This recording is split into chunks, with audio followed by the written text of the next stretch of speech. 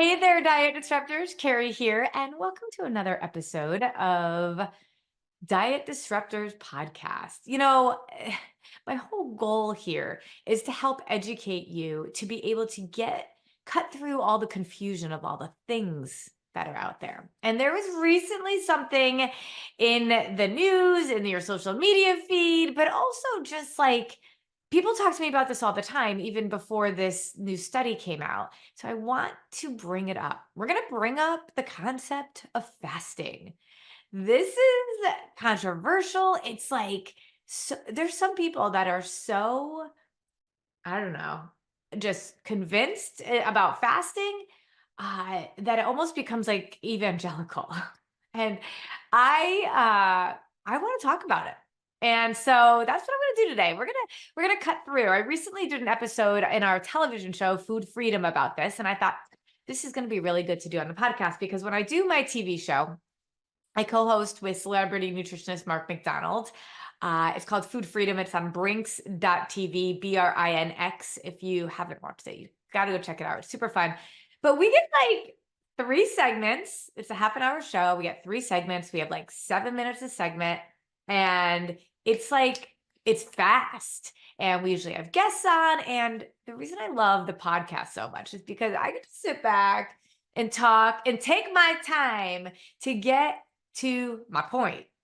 Sometimes I'm not very concise with what I talk about.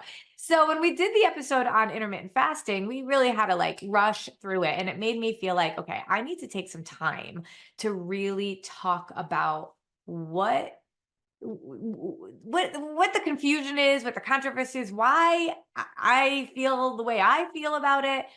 When is it a good idea? When is it not a good idea? All that good stuff. So, those of you that are just tuning in for the very first time, my name is Carrie Lapoli. I am a nutritionist and a behavior specialist. I am passionate and obsessed with helping women to understand the truth about their value, their bodies, helping them to understand how to live with what we call food freedom, disrupting everything that the diet industry and what they say we're supposed to be doing to be able to get healthy, strong, lean, but most importantly, helping women to really understand why they want what they say they want. So often we are chasing diet after diet after diet, trying to do all of these things to be able to weigh a certain amount. We talk to hundreds of women every month, my team and I, and it breaks our heart to hear and to see and to talk to so many women who they really very much believe if I could just weigh what I weighed in college, if I could just lose 20 pounds, if I could just fill in the blank, change my body in some way, then I'll be happy. Then I'll be confident. Then I'll feel more like myself.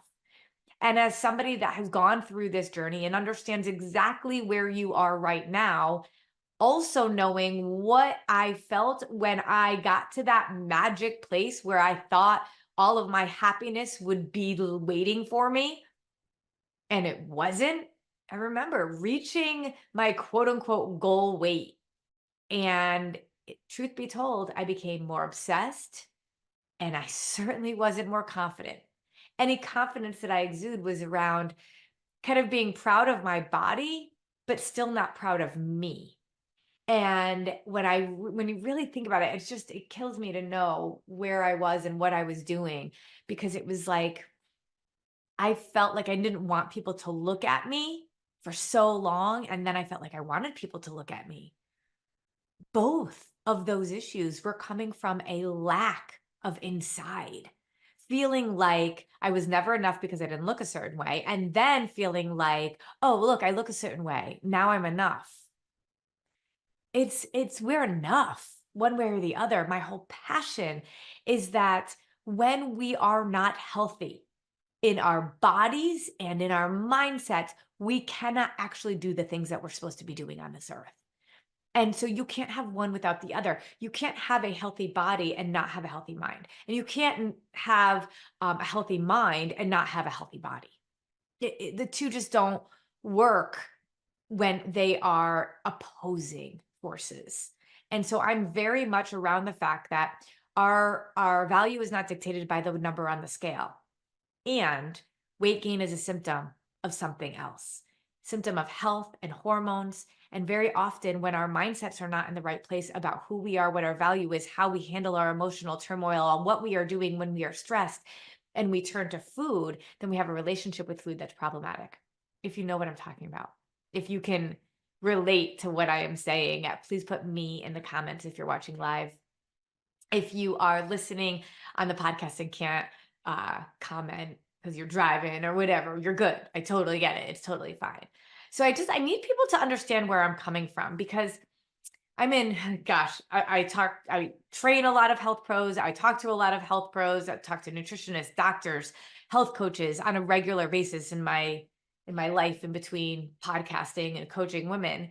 And it's so hard to find the balance.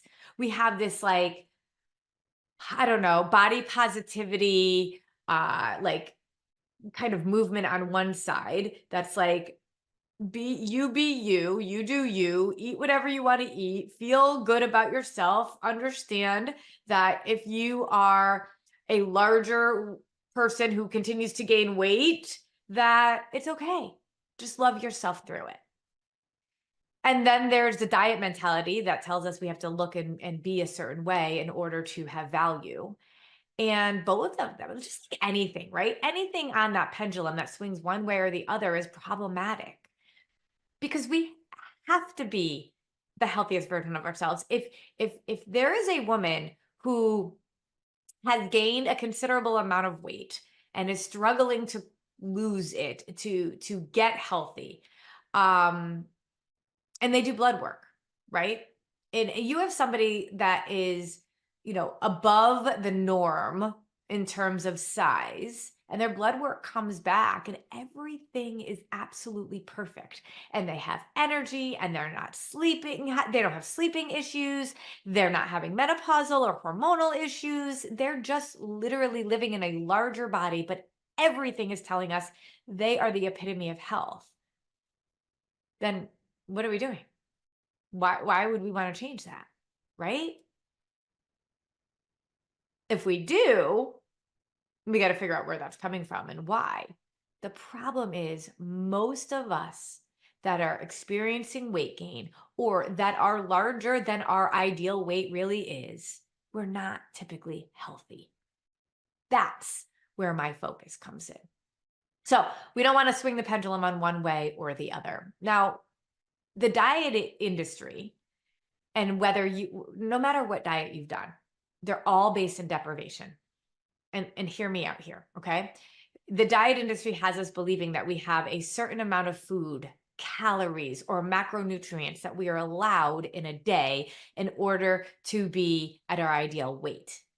One of the problems is we keep talking about weight when we really should be talking about health, because weight gain, a healthy body will not hold on to fat it doesn't need. Weight gain is a symptom of health and hormones. So we have to either deal with our health or we have to deal with our hormones. Usually we have to deal with both. And the weight loss or the lack of weight gain is a byproduct of that. We have to stop chasing weight loss, because we go down the rabbit hole of the diet industry, which forces us to believe, as we have our whole life, it's just about taking in less than we burn. It's about deprivation. It's about putting our body at a deficit. And I always say, since when does anything thrive at a deficit? Ever. Now, that's where fasting comes in. It's so confusing because, like, it makes sense when I say that, right? We are a refuel as you go machine. The core foundation that our body needs is blood sugar stabilization.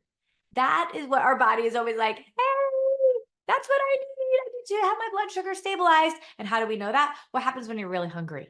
Like, super hungry. What do you crave? Crave carbs, right? You crave bread, you crave chips, whatever it is. It's not because you don't have willpower. It's because your blood sugar is super low and it's saying, hey, we need to have it balanced. Now, your body will work to balance its blood sugar on its own. And for many, many, many years, doctors, nutritionists, you name it, all thought, well, your body just balances blood sugar on its own. One of our coaches is a blood sugar specialist. She's been a blood sugar specialist well before she became a coach with Disruptive Nutrition. She worked with diabetics. She was taught and trained formally that you do not have to worry about blood sugar until you become a diabetic. What? The whole reason we become a diabetic is because our blood sugar is off. But that's how she had been trained. And when she started working with us, she was like, oh my gosh, this just makes so much sense. So if blood sugar is our body's core foundation and nothing we know of thrives in a deficit, then where does this whole thing come from when it comes to fasting being good for us, fasting being important for us? Well, a new study just came out that talked about how people fasting were having elevated risk of heart disease. I have been saying this for years. And there's been a lot of controversy around the efficacy of that study. Well, I will tell you the efficacy of any diet nutritional study is problematic because it's people. And when we do all sorts of science on people, when it comes to nutrition, it's very hard to control what everybody eats. But even more than that, even if you could, you can't control what they did in the past and what their insulin resistance is, where they are in terms of metabolic disease. Because a lot of the tests that we have, we know when we're like there, but it's really hard to tell when we're kind of in that gray zone, like how close to the problem or how close we are to actually having a problem. In addition, consistency over time. There are no studies that are longitudinal when it comes to nutrition and looking at over time, what are we doing? Because you're not controlling what people are eating for 20, 30, 40 years. So new study came out about fasting. And here's what I'll say about fasting. There are 3 ways that ways, however you want to say it, that people fast. Now, the concept of fasting is that you are not eating during certain windows of time. And the theory, I'll keep it very, very simple. There's a few different thought processes around why we fast. One of them is around nutrient absorption, that when we're fasting, then we can absorb nutrients better, that we can actually kill off the weak cells. We put our body in some sort of stress, and we can kill off the weak cells that really need to die off so that we can actually bring in new, stronger cells. This is what I say about all the things that we hear in science around all of this stuff.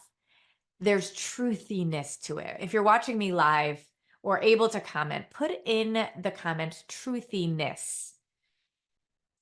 There's always a little bit of truth in there, which makes you feel like, oh, well, this makes sense. And if we're on the dieting roller coaster and we don't have a good educational foundation about what our bodies really need, blood sugar stabilization, you're just going to keep going after this one and that one and that one and that one, and always believing you messed up. You weren't able to keep up with the diet. And that's why you gain the weight. Well, when it comes to fasting, here's the thing. People will fast for religious reasons. And I get it. I understand why they do that. I understand the purpose of it. And I understand the benefits of it when it comes to your own spiritual growth. And to be very honest with you, if that's what people want to do, I will support that and I will help them. Because I know that that's not necessarily a way of life. It's not a diet.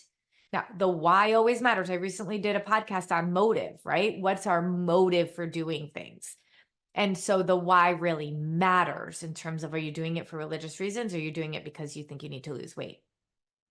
So that's one piece of it. And that I'm never going to, everybody has to make their decisions around something like that. And I get it. But then there's 2 other reasons why people fast. One for weight loss and another because they believe that this is very, very healthy for them to do. We've heard about fasting for years, and we hear about fasting from some really highly notable health gurus out there. Dr. Mark Hyman talks about fasting, for example. But he also talks about blood sugar. And that's where all of this gets confusing, because I want you to think about fasting. So if you've ever been hungry, like I said, like hangry, and you were like, oh my gosh, I gotta eat chips and all that. That is because your blood sugar is really low and your body's craving. Cravings are your body's indication that your blood sugar is out of whack. And so to push past that feeling of hunger for dieting people, it's like this badge of honor, right? But for people who are fasting for religious reasons, it's this whole other kind of connection with God and being able to kind of sacrifice in some ways. When it comes to health, the belief is really that you are kind of getting rid of these weaker cells, and your body has to kind of go into this stress mode, which is actually good for it. But the problem is this idea of, if our body's core language is around blood sugar stabilization and fasting is good for us, how does that equate? Because when we're fasting, our blood sugar dips really low, right?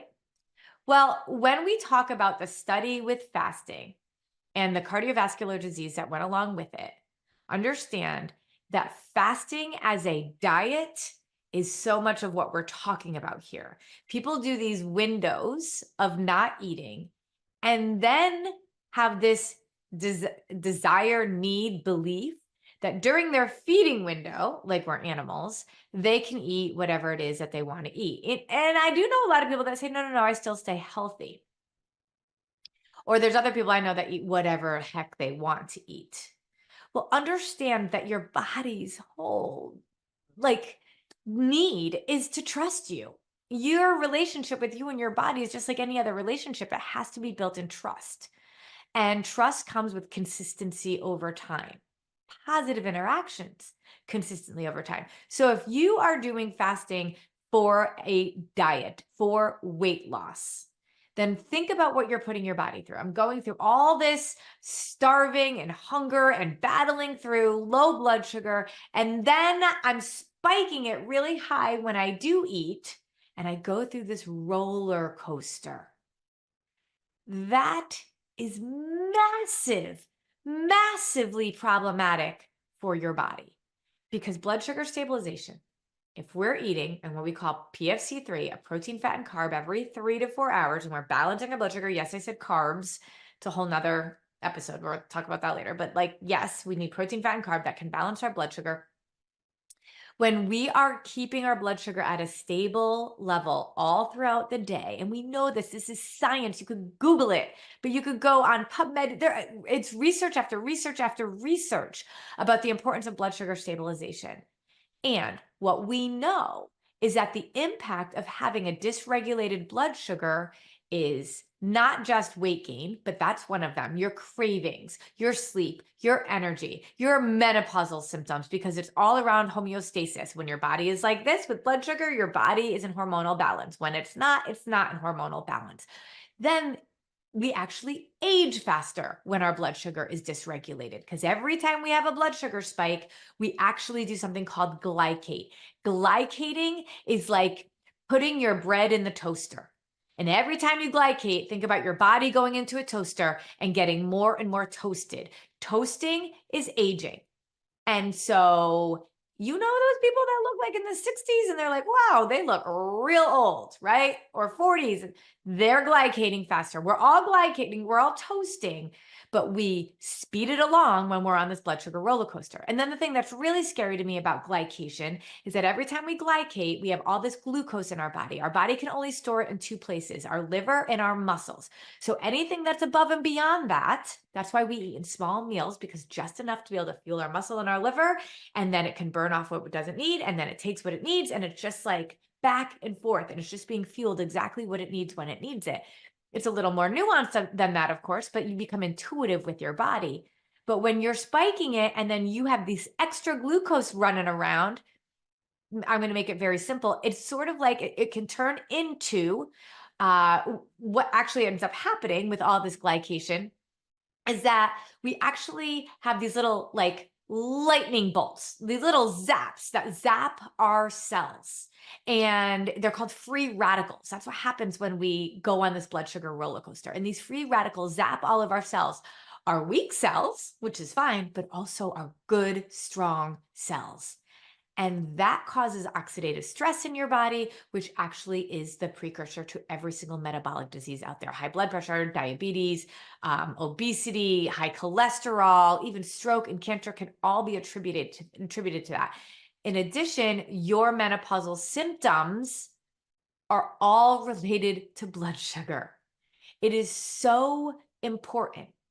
So now when we're talking about fasting and we have this window where our blood sugar is really low and then we eat and our blood sugar gets really high. If you've ever been on a roller coaster before and you've gone up real, real high, what's that roller coaster in Ohio? It's outside of Cleveland. It goes straight up. It literally goes straight up and then it just comes straight down, right? I can't remember the name of it, but anyway, and I don't even remember the name of the amusement park. Anyway, I digress. The higher you go up in a roller coaster, the faster the fall is, right?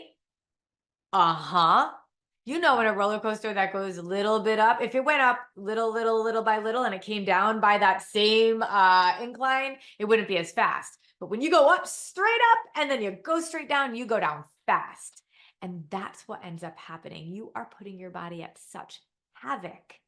And so the problem with fasting, and this is what when you're talking about heart disease, cardiovascular disease, no wonder, because you're on a blood sugar roller coaster. And that's what I said. When you glycate, it releases free radicals. Free radicals are what is causing a lot of those issues. That's a super, super, super simplistic version of it. But do you see why fasting isn't going to work? I always say it's a bougie way of restricting your calories because you can only eat so many calories during your feeding window. So you're like, okay, good. Well, let's talk about the other fasting way, what Dr. Mark Hyman talks about. Now, you need to send me research because I cannot find a single study that talks about fasting in menopausal women and how it helps with their hormones. Everything you read is around how you don't want to fast because blood sugar is directly connected to your hormonal balance. In fact, when I went through menopause at just 46 years old, mind you, my doctor said to me, "How are you not feeling any symptoms of this?" And I'm like, "Well, it's probably because of how I feel my body." And he's like, "Remind me what you teach women again." And I said, "I teach blood sugar stabilization." He's like, "Yes, I tell women all the time, it's all about insulin resistance, but I have no idea how to teach them this." And I'm like, "Yeah, all they do is restrict calories, and it's actually going to make it even more problematic for women." He's like, "Yes." That's why I do what I do. So when people are fasting for quote unquote health, and this is stuff we couldn't get into in the show because we didn't have enough time, they can't do it very often, but they're doing it in a way that is very challenging to do. And the motive is very different. They're not doing it as a very healthy, active individual with all their blood work in. Well, let me say, the people that are doing it, let me say this, are very healthy, active people whose blood work is all right where it needs to be. And they're using it as a kind of a way of maintenance. They are using it as a way to be able to extract all those like weaker cells. And they see benefits in it, but this is how they do it. First of all, it's very hard to maintain a fast that also allows your blood sugar to not go crazy. So when they do eat, they have to be very limiting in what they're eating, how they're eating it, and the amount that they're eating. It's very strategic. It's very complicated.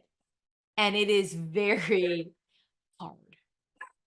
And the problem is that kind of fasting is very different than the diet industry fasting that so many of you have tried. So that's where truthiness comes in, right? The truthiness of this like small corner of people that could benefit. They're all men and they have to be like really a certain type of health already to begin with. That little pocket has been translated over to the diet industry. And we're like, no, if we do this and we have this feeding window, and we're going to do this and this, we're going to do the 12-8 or the 8, whatever. It's no way to live.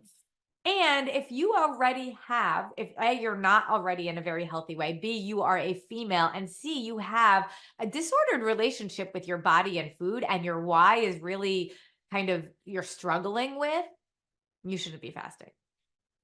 I'm just going to say it that you should be focused on blood sugar stabilization. You guys, I've been living this lifestyle for well over 10 years. I've gone through menopause at 46 years old.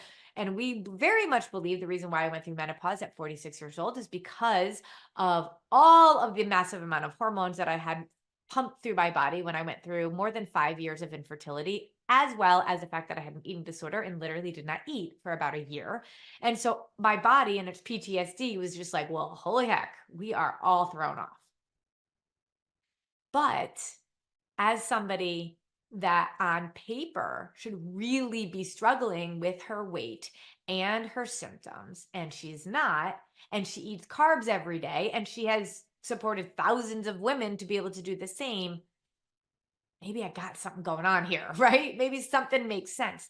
But here's the real way for you to determine, okay, should I be trying this fasting thing or not?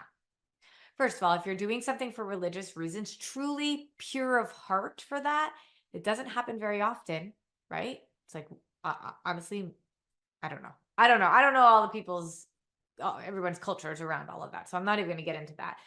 Different reason why, right? And if you are that small pocket of a very healthy, tuned in man that really understands exactly how to do a fast without wreaking havoc on your blood sugar, okay. I don't even teach that. So if you're a man that wants to learn how to do that, don't come to me. Uh Everybody else, no. Just no. And here's the real way that you know not to do that. And no matter what diet you're trying, here's your little test, your little litmus test. Be like, should I do this? Okay. Question number one, you're going to ask of any nutritional approach. One, is it based in science designed for my body to thrive? If it requires your body to be a deficit, it's not designed for your body to thrive. If it requires your body to actually count things that you have to keep track of and do math, like how many macros I'm supposed to have for the day or calories for the day, that does not allow your brain and your mind and your heart to thrive. So, is it based in science? All diets are based in science. They're doing exactly what they're supposed to be doing. They're going to allow you to lose a little bit of weight at first when you first do it, when your metabolism is high. But then, because your metabolism slows down with every diet you do from that point forward is just going to be starting at a new low. So, every time you could be doing something that you were doing before and it was quote unquote working where you were losing weight and you're gaining weight or you're not losing weight, it's just because you keep starting at a new low. And eventually your body's like, no, we're not doing this anymore. I can't keep up with you. So it's going to keep storing fat and it's going to throw your metabolic health off, all in an effort to protect you. So, one, is it based in science designed for your body to thrive? Two, can you do it forever? Your body is that relationship that you need to continue to cultivate. And a good, strong relationship, the definition of it is that it is trusting, and trust comes with positive interactions consistently over time. If you are doing something that you know you cannot do for the rest of your life, then you should not be doing it because your body gets completely thrown off by all of these changes that you keep doing. Oh, we're trying this. Oh, we're trying that. We're trying that. It works in exercise. Confusing your muscles is good in exercise, not good in nutrition. 3, would you let your kids do what you're doing? If you wouldn't let your kids do what you're doing, then you shouldn't be doing it either because physiologically we're pretty much the same. They have a higher metabolism than us, but we all rely on blood sugar stabilization. But 2, if you are teaching your kids exactly what they should be doing, and if you're modeling something opposite of that, first of all, they're going to learn from you. And secondly, why are you doing what you wouldn't let them do?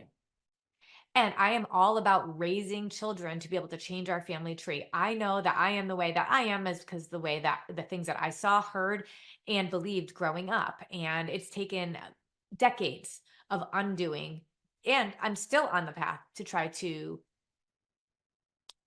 think differently. My girls at 17 and 19 years old right now, they already think differently than I did at that age. And I know it's because I got myself right first. I know my body. I know health and wellness. And when my whole goal as an educator is to be able to help you understand your body so that you can make decisions for the right reasons, but mostly so that you can also change your family tree. This becomes generational change, which is to me everything. So those 3 questions are key, regardless of what it is that you're doing. And the concept of fasting, we really have to take a huge pulse check as to what we're doing and why we're doing it. It's also just plain miserable, and we don't need to. But here's my favorite part about fasting. You're all doing it anyway. This is why we have 6 spinning plates. We talk about this all the time: nutrition, exercise, hydration, managing our stress, supplementation, and sleep. Sleep is one of the most important things we do. If you're not getting high quality sleep, you will never, ever get healthy. You will never be able to release weight. You will never be able to have hormonal balance. Sleep is foundational. Why? Because that's when we fast, you guys. Our body's energy level is at a place where fasting is appropriate. And how do we know that? Because what do we call the first meal of the day? Break fast. Breakfast is our first meal of the day. That's breaking the fast. So in all reality, that truthiness that you heard, I'd be like, yeah, that's good. I fast when I sleep. That is why we want to get good quality sleep, because that is when our nutrients can absorb. Oh, and those weak cells, those like weak cells that need to die off, go do some sauna. Go do a cold plunge. I don't like cold plunge, so I don't do that, but I do sauna. I do some hot yoga. Amazing way to release those toxins and to get rid of those cells that are just hanging around and not doing anything for us. Does this help? Does it help you get why it doesn't work? Why it should not be a part of your nutritional approach, and how you can get those benefits anyway? Awesome. All right. If you have any questions, if you want to know any more, just put that down there in the comments. Either me or my team will get back to you.